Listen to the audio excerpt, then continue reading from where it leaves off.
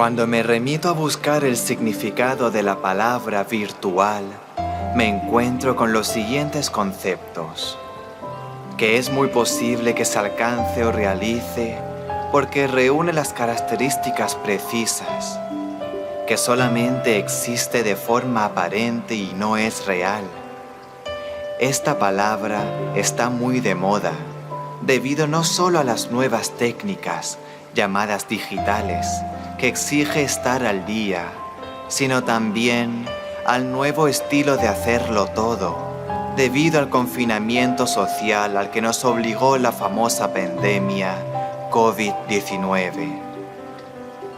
Esto ha hecho que el mundo virtual invada no solo la vida de nuestros hijos, sino también la vida familiar, laboral y personal, donde si no se le da el uso adecuado, resulta siendo peligroso, pues puede desorientar y confundir a los más débiles, haciendo que caigan en un mundo donde son cautivados y entonces no logran diferenciar entre el mundo real y ficticio. Es muy obvio que el mundo virtual permite escapar por determinado tiempo de la realidad presente. Hay quienes se refugian en él porque desean cambiar la monotonía del día a día, o quizá porque encuentran allí algo que aparentemente distrae, pero que resulta siendo una trampa mortal. Ahora podemos preguntarnos: ¿existe una realidad feliz? ¿Es duradera? La respuesta es no. En el mundo virtual se va de toda realidad. En los videojuegos encontramos violencia, muerte, monotonía y aparentemente el control de toda situación a tan solo un clic. Ciertamente en la Biblia, la palabra de Dios nos propone a cada uno de nosotros la verdadera felicidad. Ella no es una escapatoria que se esfuma justo después de que hayas apagado la pantalla, sino que allí encontramos el Evangelio de la gracia de Dios. Además, nos proporciona una salida con el respaldo de Dios. Cristo me da fuerzas para enfrentarme a toda clase de situaciones. No es una simple ilusión, sino una realidad eterna, y asimismo podemos tomar posesión de ella. No podemos leer la Biblia como leyendo cualquier libro. La palabra de Dios es poder para todos aquellos que han creído. Por lo tanto, ya no hay ninguna condenación para los que están unidos a Cristo Jesús. La palabra de Dios es poderosa, eficaz, es una fuente inagotable de vida, es el verdadero alimento, ese que da fruto y que se mantiene generación tras generación. El Evangelio no es algo aparente, algo exterior. Él ejerce un trabajo interior en la conciencia y en el corazón de todos aquellos que al aceptarlo creen en el Señor Jesucristo. La palabra de Dios no miente. Si ella dice que podemos salir en victoria de cualquier situación, es porque así es. Es porque tenemos a Cristo como nuestra fortaleza. Es porque nos suplirá toda necesidad. Además, es tan bueno que nos da mucho más de lo que pensamos, de lo que le pedimos. Es de acuerdo a su voluntad. Así que mi Dios les proveerá de todo lo que necesiten, conforme a las gloriosas riquezas que tiene en Cristo Jesús.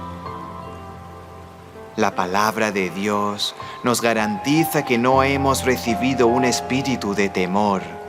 Entonces, ¿por qué aún no dejamos dominar por el miedo? Porque no nos ha dado Dios un espíritu de cobardía, sino de poder, de amor y de dominio propio. Esto significa que podemos vivir por medio de esa verdad. Pensemos en algo muy importante que encontramos en Marcos capítulo 4, verso 19. Pero no dejan que el mensaje cambie su vida. Solo piensan en las cosas que necesitan, en cómo ganar dinero y en cómo disfrutar de esta vida. En Mateo capítulo 13 encontramos la parábola del sembrador. El Señor Jesús nos relata cómo algunas personas que oyen la palabra, pero que los logros actuales y cuando llegan las preocupaciones del día a día, se detienen y además el fuerte interés por las riquezas las distrae. Y entonces se pierde la palabra recibida y se torna improductiva y corren el riesgo de entrar en ese mundo aparente, en territorio desconocido, como en ese videojuego, donde el que gobierna es el enemigo.